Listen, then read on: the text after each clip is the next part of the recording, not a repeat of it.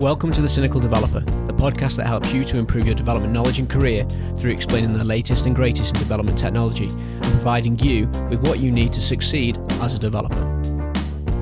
Be sure to check out our sponsor, JetBrains Rider, a fast, powerful cross-platform .NET IDE, build, run and debug ASP.NET, .NET Core, Microsoft.NET or Unity applications. Take it for a free 30-day trial by going to cynicaldeveloper.com/rider. In this episode, we talk about games development using Unity 3D with Jason Weimann.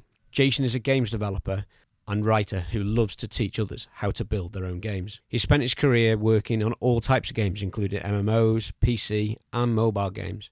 Jason has been a big virtual reality enthusiast since the Oculus Rift Kickstarter. His love for VR drove him to create and release 6 VR games. But Jason's real passion is found in teaching others game development. Now he spends most of his time working on MMOs and running the website unity3d.college and his YouTube channel where he regularly writes and talks about games development and VR. So welcome to The Cynical Developer, Jason. Hey, thank you for having me. Yeah, excited to be here. Yeah, thanks for coming on. And it just comes about around about the right time for me, because I've just got myself a Vive. Not really done much with VR before, so it's quite interesting. Yeah, the Vive's an awesome device. It's really the one that pushed me over the edge onto VR. So I mentioned in the bio, I talked a little bit about the Oculus Rift Kickstarter, and that got me started with virtual reality. I grabbed an Oculus Rift, got excited, really had no idea what I was going to build with it, and played around for a bit, did a little bit of tutorial writing and stuff, and then it just kind of fell off. It had a lot of big ideas, but none of them were really capable at the time, or possible at the time, I guess. And then I happened to go to a VR event up in LA, and it was the one where Gabe Newell from Valve decided to go up and have his little Oprah moment where he gave out free Vives to everybody that attended. Nice.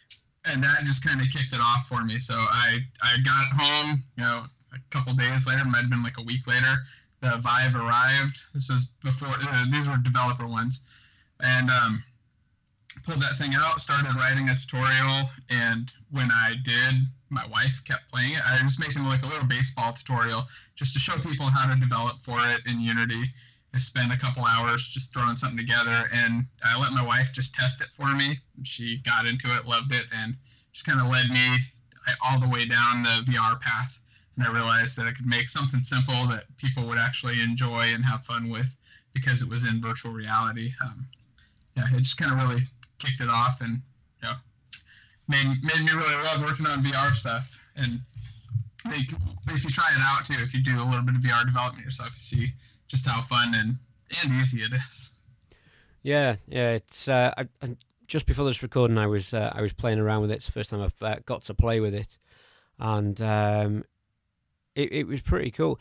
I'm not sure yet if I would have gone out and actually bought it, because I did win this one in an online competition with Intel, but because they are still quite pricey. Not as expensive as a HoloLens, but still £500, so about $600, I guess. And then you need a pretty beefy machine to run that as well. Yeah, you definitely need a good video card at least. You need like a GTX 970 level, so around like $250 video card minimum just to get into it. And then the headsets are a little pricey. You can get the Oculus Rifts though, I think as low as $350 US. And then they go on sale. But I definitely recommend them to anybody who's just not sure, or at least go try it out somewhere and see if you like it. I don't know about where you are, but in my area there are VR arcades at pretty much every mall now, and they're popping up in little shopping centers too. So you can go play, pay $5-10, play for a little while and try it out and see if it's something you're really interested in or not. Right. It's not something that I've noticed near me, but it could be around in some of the bigger cities, maybe Liverpool and Manchester. undoubtedly probably around in London as well. But that's quite a trek for me from where I am. Yeah, I saw some pretty interesting ones in London. And if you do go out there, they have the Void VR. It's like a Star Wars experience where you go through and play as a stormtrooper undercover, like undercover rebel as a stormtrooper, and you're actually walking around. So they have the untethered backpack systems. You strap in and you walk around, pick up a gun, and go blasting with multiple other people in there. You can see them all, and everything's tracked. It's really cool. I've tried it out. They have the same thing down here in Anaheim, and I know they have them in. There's one in London and somewhere else out there, I forget. But definitely worth trying out if you're in the area. It's pretty cheap and a lot of fun. Yeah, it sounds very similar to an idea I had years and years ago that it wasn't possible at the time because we just didn't have the technology. But what I wanted was a large sort of warehouse complex, different floors, different rooms, and then you would put a VR headset on, and as a team you would see each other and you would shoot enemies and things like that as you walked around. But as you were walking around with the headsets on, the environment still adhered to the physical world, but you would see it maybe as a jungle or maybe a desert area or something like that, something different to what it actually was, a different feel to it. And I guess now that's going to be definitely possible, but still quite expensive at this point. Yeah, and that's kind of what they're doing there. So they have the rooms all built out, and then it maps so it looks like you're in a spaceship and then on on another planet, and there are things that you can interact with. There's a couple like things on the wall that you can grab, levers that you can pull, and all that kind of matches up with what you're seeing in the headset. And it's a really cool experience, and I think you're going to see a whole lot more of that going forward, just as people figure out how to do it, because it's not really that complicated. I think the harder part is getting all that space and then getting the backpack system so that it's comfortable and not too much to worry about. The software side is pretty simple, but massive batteries. Yeah, that's the biggest problem with the wireless stuff, is just that the weight of those batteries pulls on you, and unless you're in relatively good shape and around the right age, it can be pretty taxing pretty quick. Yeah, definitely. So we're going to be talking about Unity 3D today. So actually making 3D games with .NET. So we'll jump into the questions now for Unity with what is Unity 3D? Well, Unity is a game engine. It's been around for, I'm not sure exactly how long, somewhere around 10 years. And it's now on version 2018. They recently switched versioning to be yeared like everybody else. But it's a full-fledged 3D game engine that's got all of the stuff that you need for rendering, physics, input, things like virtual reality, text rendering. It also does 2D stuff. So if you want to build a 2D game, you can do that right there in Unity. You can even mix and match your 2D stuff as you'd expect. So a lot of time I'll build a 2D game and it'll have some 3D elements in there. But it's essentially just a full-fledged engine that runs on C#. So the underlying part is all C++, but then the part that you interact with is all C#.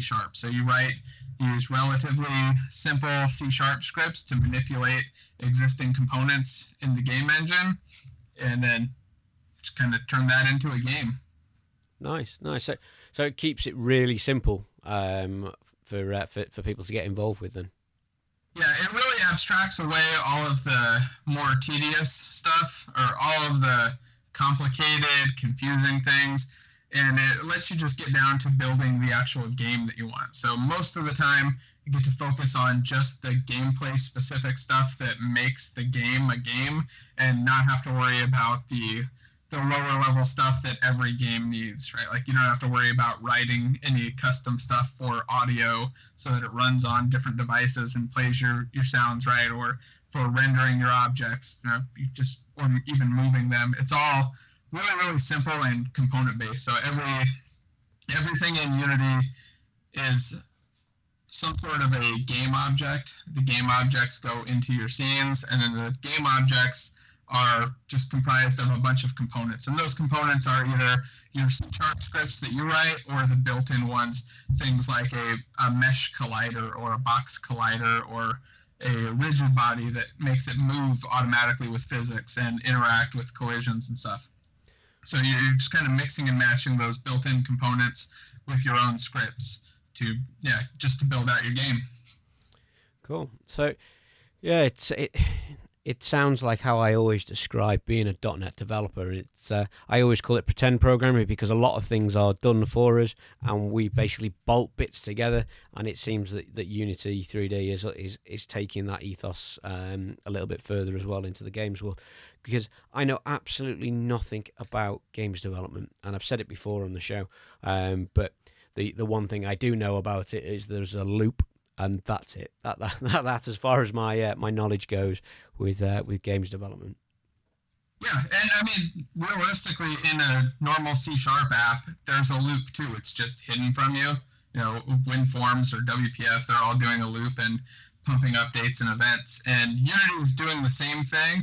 In fact, at the current time, you can't really go in there and modify the loop. There's a beta that allows you to kind of get in there and tweak it finally, but you're essentially just coding a lot like you would in a normal C# app.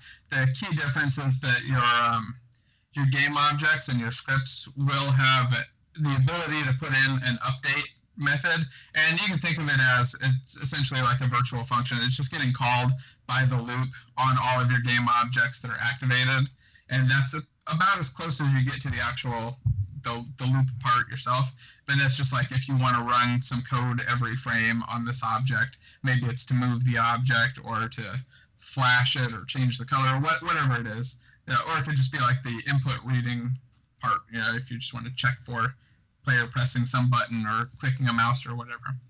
So it is, but yeah, it's a lot like just regular C#, like you said, how it kind of hides a lot of that complexity, and you're more bolting things together.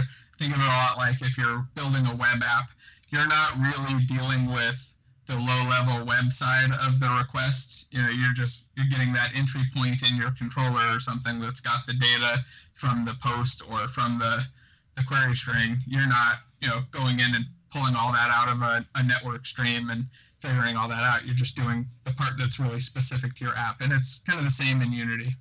Sure. So there's a lot of buzz around at the moment about cross-platform .NET stuff. Does Unity allow you to build once and run on all platforms, or is it just building stuff for Windows? Yes. Yes, it definitely does let you build and run everywhere. And it does it, I think, better than any of the alternatives that I've tried out.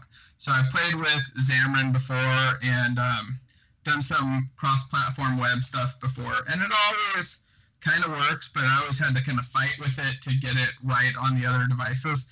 With Unity, I've almost never really run into that problem unless I need to tie into device-specific platforms like the Google Play API or Apple's APIs.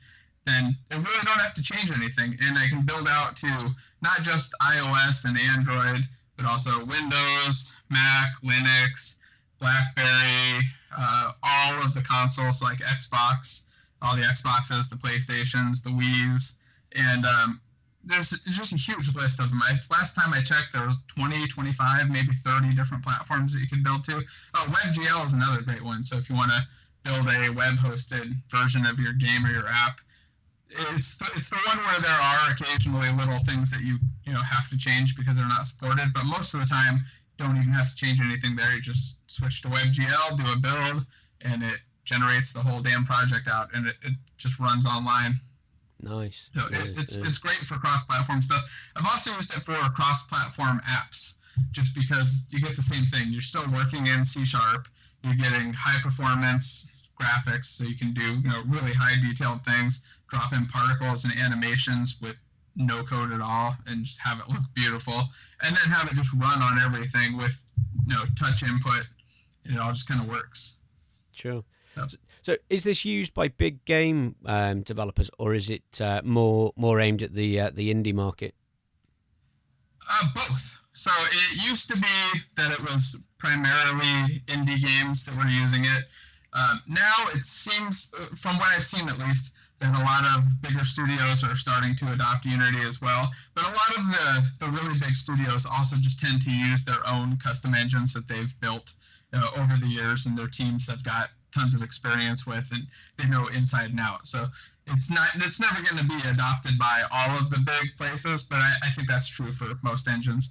But it is the number one engine just for adoption. It's leading in mobile apps. I think it was like 60 or 70% of mobile apps were built in, or games were built in Unity now, and the next highest competitor is around 20%. If I'm remembering, it's been a little while since I looked at the data, but it's by far the most popular game engine out there. It's the most used. Millions of developers every month getting into there, and there's just a ton of information and resources out there, which I think is one of the driving factors. And the combination of C#, which is a really approachable language, and just the sheer amount of information that's available online, on the web, on YouTube, and everywhere else, it really makes adoption dramatically easier. I think back to when I first started with game development, and you had to go to the bookstore, hope that they had the 1 or 2 game development books there, and then you had a couple chapters of stuff, and then you just had to figure everything else out yourself. Now it's just whatever game you want to build, you can probably find a step-by-step tutorial on how to recreate that, and just kind of go from no knowledge at all to building whatever that game is. Of course, I'd recommend people start with a reasonable and tiny scope, but there's really nothing stopping you from building whatever kind of game you want to build. There's no like secret info out there that you have to go unbury or something. It's all there.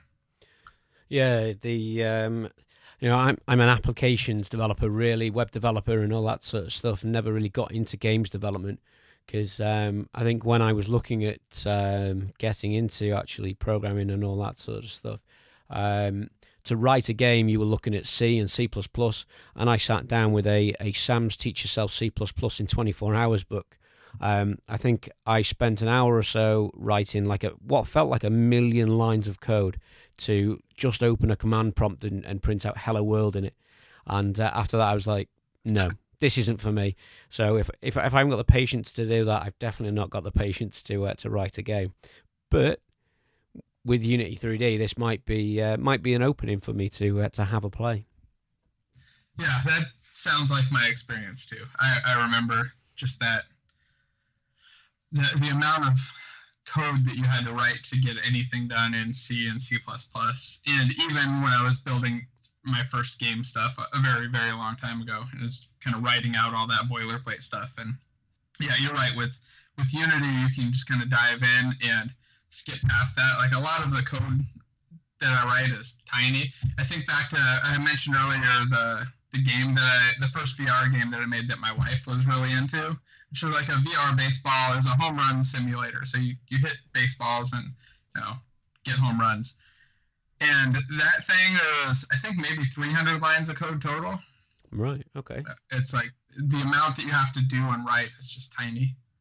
Okay, so I guess Unity takes out all the difficult stuff like gravity and collision detection and all that sort of thing for you. It does that all. You don't have to really be bothered by it. Correct. Yeah, like if you want to get a collision, say you want to detect that something hit another thing. In fact, I was just doing this earlier. I was recreating a game I saw my daughter playing this morning, this balls game where you shoot balls and they hit blocks. The blocks lose a number, and when they get to 0, they die. And reading that or detecting that collision is as simple as just adding the script to those blocks and then overriding the on collision enter method. And then that just gets called automatically when anything hits it. And then you have a reference to the thing that hit it and where it hit it, what angle it hit at, everything else. In that case, I really didn't care about any of that. So just decrement an integer by 1, check to see if it's less than 1, and if so, destroy it. Yep. Yeah, cool. So yeah, all that really hard math stuff that you need to know about is all dealt with for you. So that's another good thing. You don't have to be a maths genius to do these sort of games.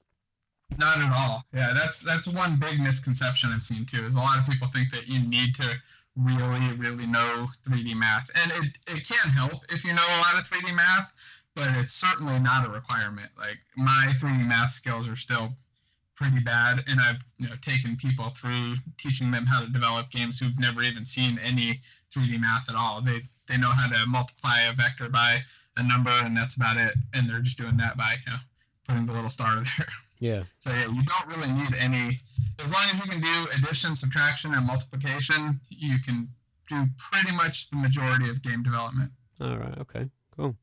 Yeah, I've done a little bit of 3D modeling in the past. I used to make new models for the likes of Unreal Tournament and Half-Life and things like that. So I've got some experience with working in a 3D environment, and I think the idea and the fear from the 3D maths comes from even further back in my history, before I even looked at games development. And I think it was on an Amiga 1200. We had an application come on the front of probably Amiga format, which was for making 3D pictures, and it was sort of blew my mind. Oh my God, this is amazing! You look at all the pictures in the magazine that people have produced, and think fantastic, and then you boot the application up, and it literally gave you like a command line type interface to start typing in formulas to build the 3D world. It was like, no. Not for me. I can't do that. I'd be lost there too. Yeah, I think I was about probably, I don't know, maybe 11 or 12 at the time. So it was definitely far too much for my tiny brain. Oh, yeah. I vaguely remember trying to do graphics programming back then too. It was not easy at all. Yeah. So a quick word from our sponsors, .NET developers. Have you tried JetBrains Rider? It's a cross-platform .NET IDE that is light yet powerful and comes from the makers of ReSharper, IntelliJ IDEA and WebStorm. Regardless of whether you write .NET code for Windows, Mac or Linux, Rider has you covered. Rider helps you develop ASP.NET, .NET Core, .NET Framework, Xamarin and Unity applications.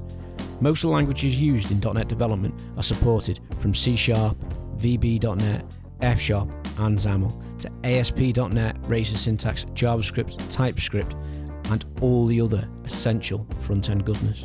It comes with navigation, thousands of code inspections, refactorings, unit testing, debugging, coding assistance and more advanced IDE features, powered by the proven technology from ReSharper and WebStorm. Download Rider now and take it for a 30-day trial at cynicaldeveloper.com/rider. We've talked quite a bit about 3D games, and I think you mentioned that you can do 2D games as well. So is that side-scrolling platformers as well as flat games as well? Yeah, you can do the platformers, you can do basically just about any game that you see on a mobile device can be built in Unity, and probably can be built relatively quick in Unity too, especially those simpler games. But yeah, you can. There's really no limitation on what you can build. It's really just giving you all of those building blocks, and you have to put them together, which is one of the things that I think makes it a little bit hard sometimes for people coming in, because it's kind of like coming into Visual Studio with a new blank solution. Like you go in there with a totally blank solution, and you have to figure out what you want to drop in and pull in the different components. Now, there's an easier way to start with things like the Unity Asset Store, where you can pull in some completed projects or partial projects that you can kind of follow along with. But it's still the biggest part of doing Unity development isn't so much the coding. It's more just the figuring out the editor and all of the things that are available to you. Because the code part is relatively simple, especially if you've done any C# stuff. It's not very complicated. It's all that just knowing what systems exist, knowing how to integrate them and when you should pull them in. That's, I'd say, the most important part, or the hardest part for people to really get a hold of. Like, I see a lot of people who are experienced C# developers working in web stuff or just Windows stuff, and then they come in and they struggle because they start to try to do everything in the code. So they'll start trying to create all these systems in code that already exist, and eventually talk to them and show them, like, hey, this 3 days worth of work that you did can just be replaced by dropping in this component that does it better. Yeah. So.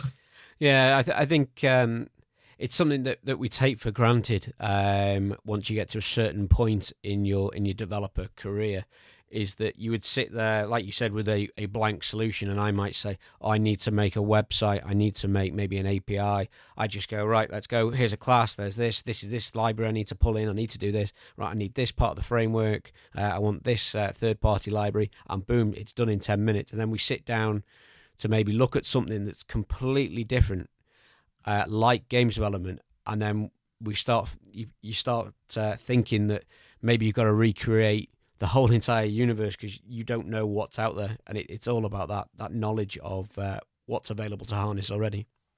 Yeah, definitely. Like, I even think too, camera controls. And find people just writing their own camera controllers to just move things and smoothly blend between positions. And there's a whole camera control system built in that'll do all of that and a whole lot more for you. You just have to know that it exists and to pull it in. Cool. So what do I need to put on my PC to actually start building a game with Unity?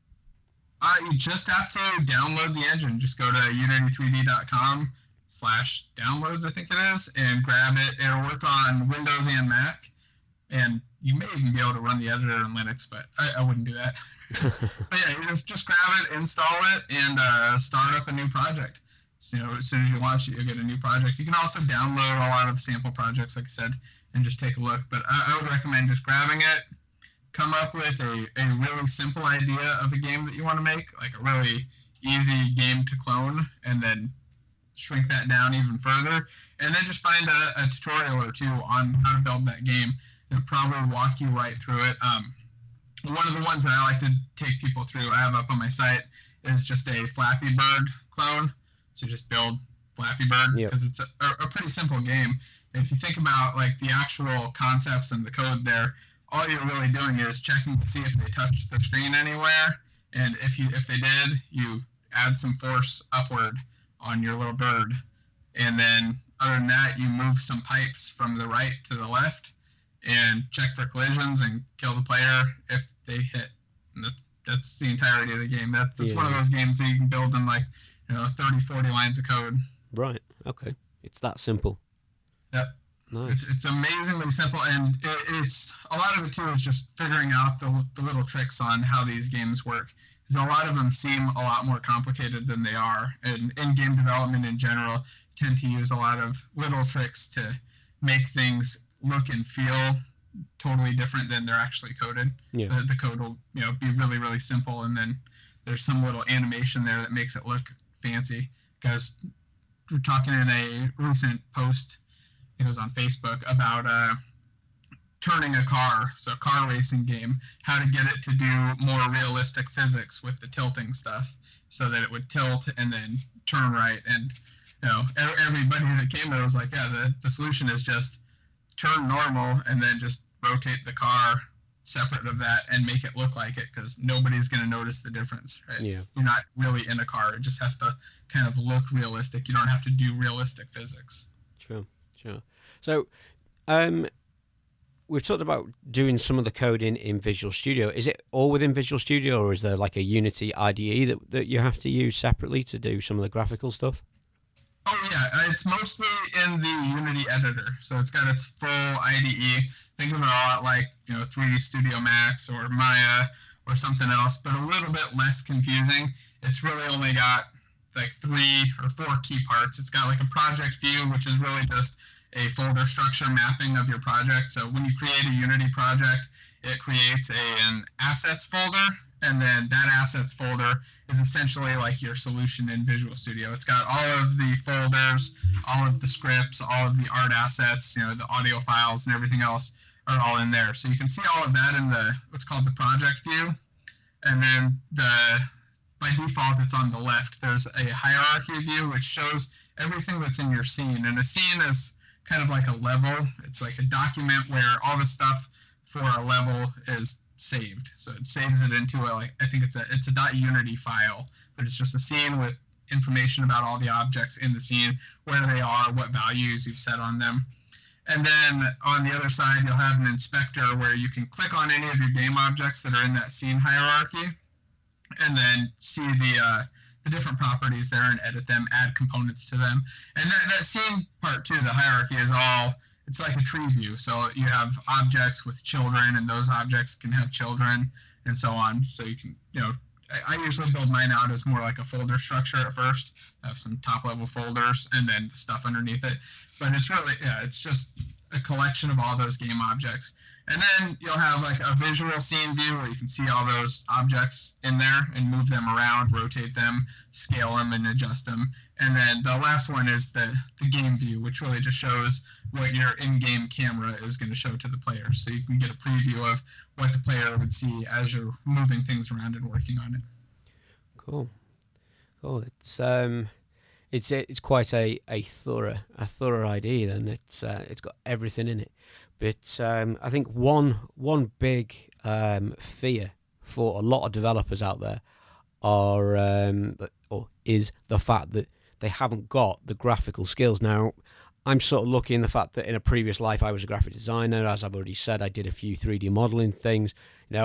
I'm not going to go out and do the next Walking with Dinosaurs or anything like that with my 3D skills. But I can make some passable game models, or I used to be able to. I haven't done anything for probably about 8 or 9 years now.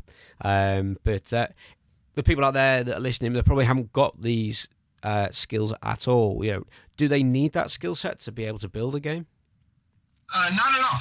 I am terrible at art myself, but there's a just ridiculous amount of art available that you can grab for free or cheap. The Unity asset store is kind of my default go-to for this kind of stuff. So if I need, a model of a warrior, just go search on there, find a couple free ones, or find one that I want to pay $5 for and grab it and pull it in.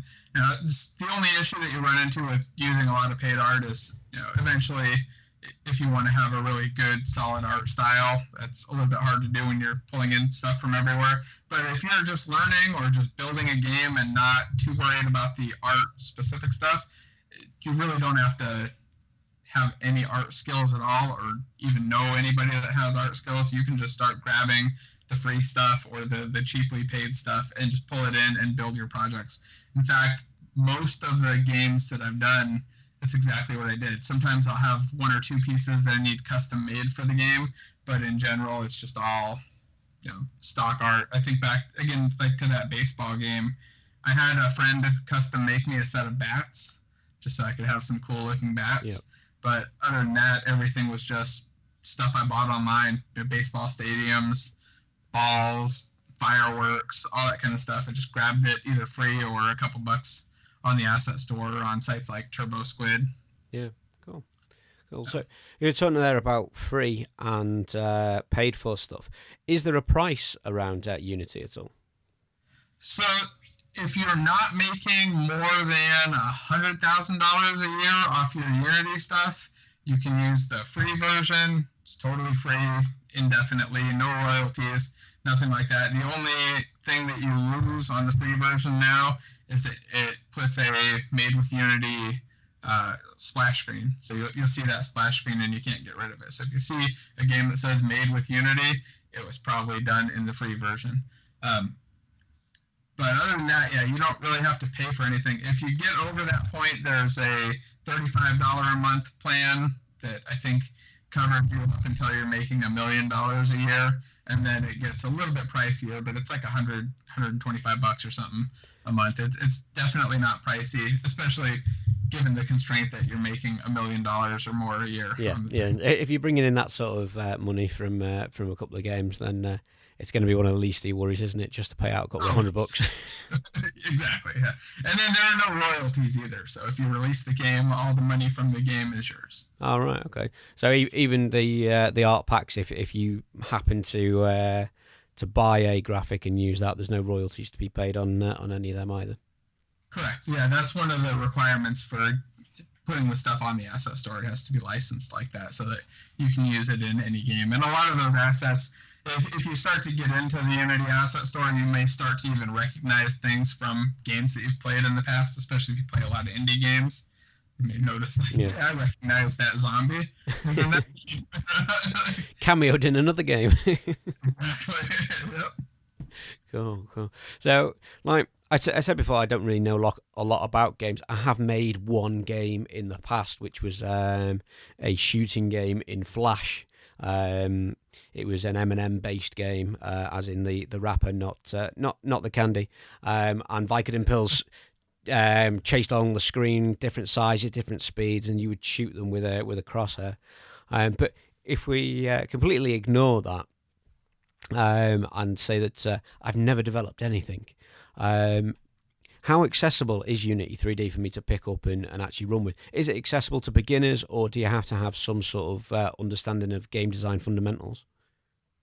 I think it's pretty accessible just for anybody. I mean, I've taken kids as young as 8 and taught them how to make games, and they've got, obviously no experience at all.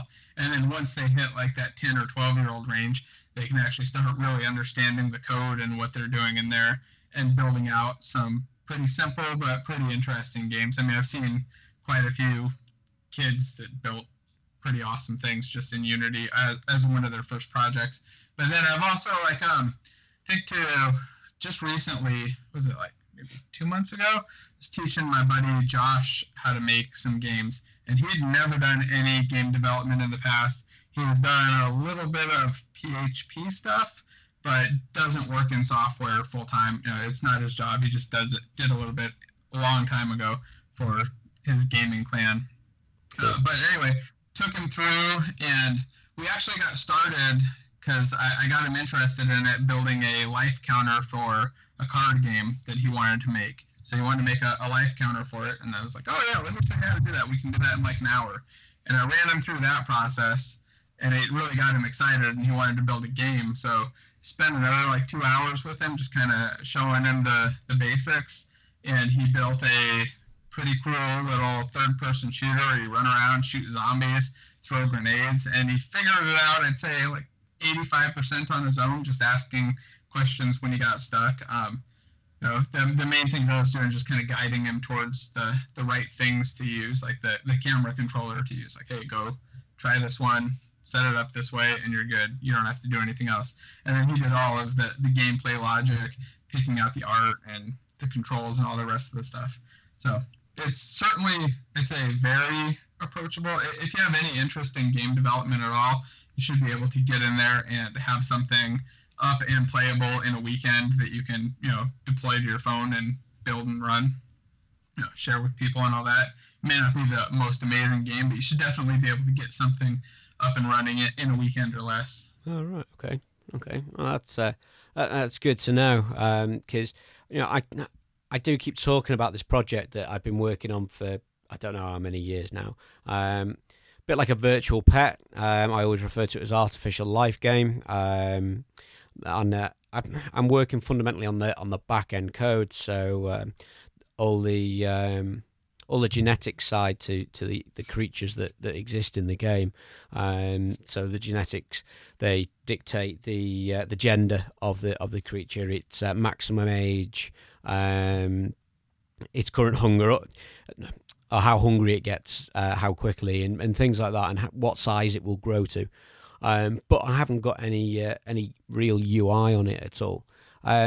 Is that a type of game that I could build with Unity, or is it more aimed at sort of the first-person shooters and side-scrollers and stuff like that? You can definitely build something like that. I mean, with Unity, like I said, it's really a blank canvas. It's not really pointing you in any direction. You just have access to all of these systems. And with a game like that, if you already have that core gameplay functionality there, you have all of the logic there for handling these creatures and their evolution and stuff, you should be able to pretty easily hook that into essentially like a view layer that's done in Unity. Have some game objects there that are using components. And a lot of the time, this is how I'll do it too, is set up those components are more like view, almost like a view in an MVC type system. Yeah. So they're not doing much of the logic. They're more just pushing stuff down into another layer like that and then updating based on the changes in that layer.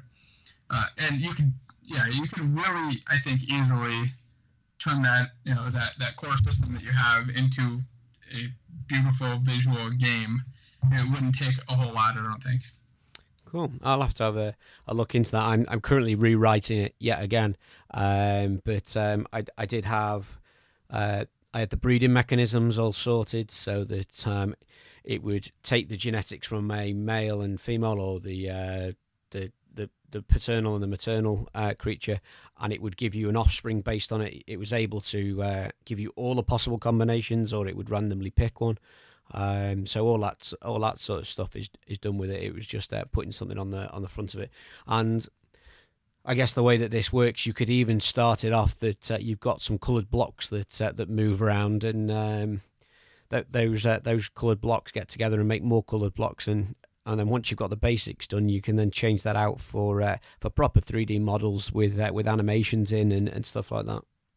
Yeah, you can just go with blocks and then swap them in with some placeholder animals from the asset store, have them be cows that are turning into horses or whatever, and then customize and start building your own custom models for it, or hire somebody to do it. It's also, by the way, if you need to get custom models done, it's not really that expensive. You just have to look in the right places. Like I like to go to Upwork and Fiverr and stuff to get nice, cheap custom models done, so you don't have to go spending thousands and thousands of dollars. I see a lot of people struggle with that too.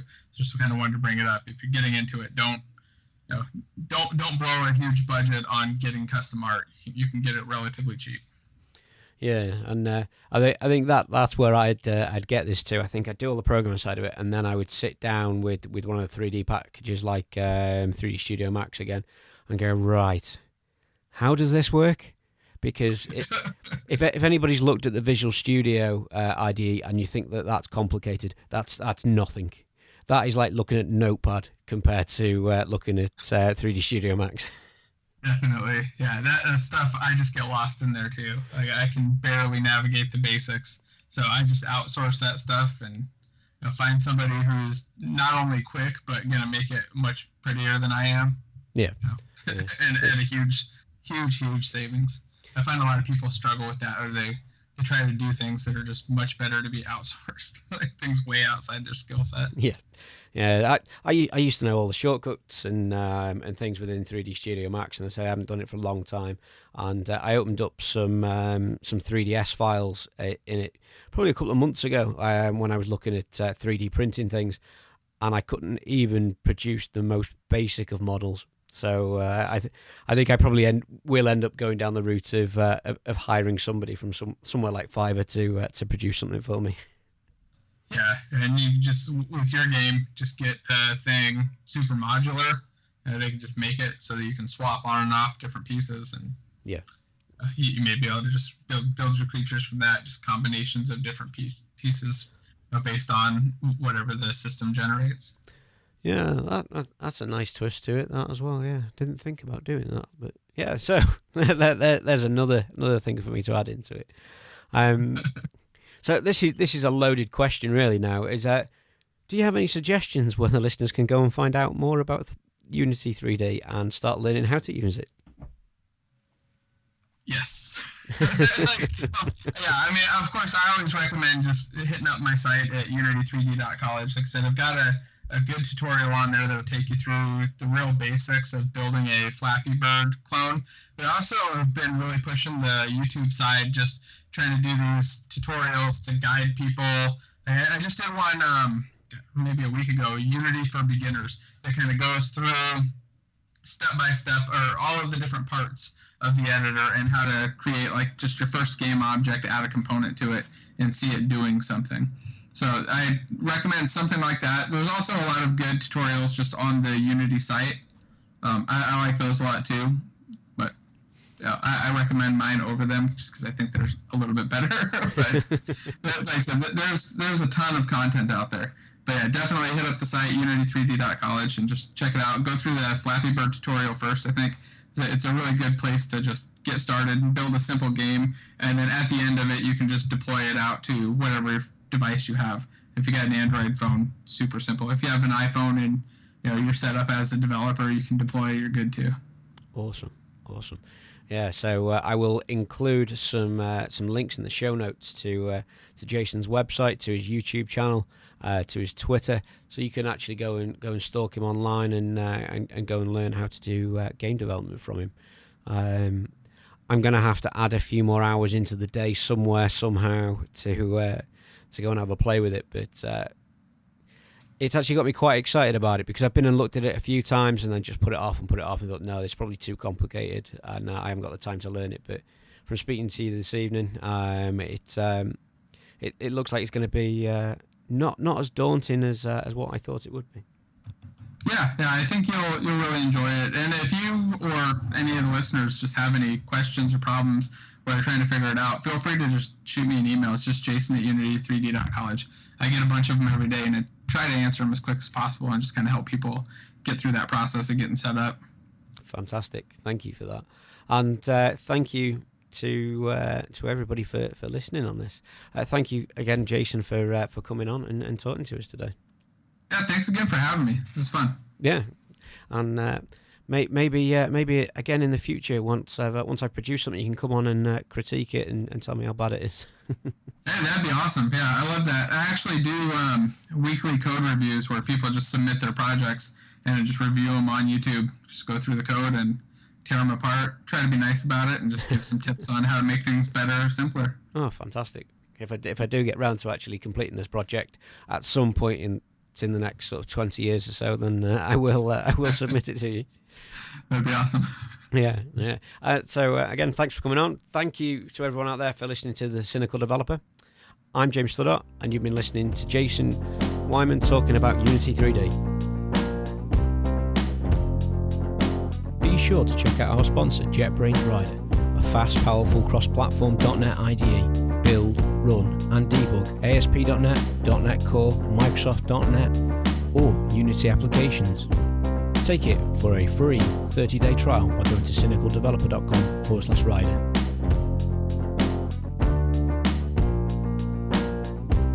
If you have any questions about this or any other episode, then drop us an email, a tweet, or leave a comment on the website, where you can find all the resource links, show notes for each episode.